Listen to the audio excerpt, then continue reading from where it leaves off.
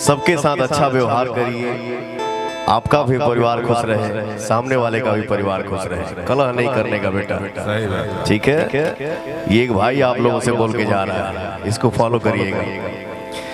ठीक है, खूब खुश रहिए, पूरे परिवार के साथ हमेशा हंसते रहिए, स्वस्थ रहिए, मस्त रहिए, व्यस्त रहिए और खूब आगे बढ़िए, खूब तरक्की करिए।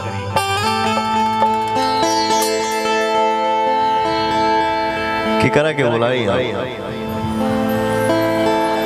सब लोग तो सुनाने बैठल वालों के हो कि बोला के हो आस्था के खास्ता के खास्ता के नहीं, हरी हरी हरी बाबा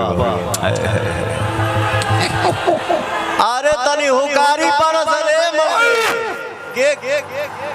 के बोला था वजह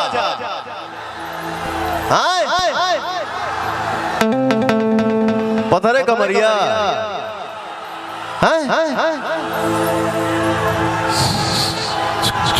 हमारे कान खिचड़ी हो गई, कुछ बुझाते नहीं। अच्छा सब अपने मन से बोला लेके हो। मैं चाहूंगा रितु जी और आस्था जी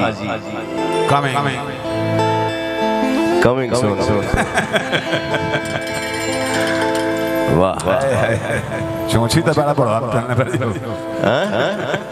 करे आस्था को चूंची बड़ा बड़ा उनको छोटे बाबा बहुत पिटाइबा। छोटे बाबा हमारे मंच के हास्य कलाकार हैं, इनको एक बार भैया नमस्ते बोल दो। भैया प्रणाम। नो एक्सेप्ट फ्रॉम ना जाए सब मत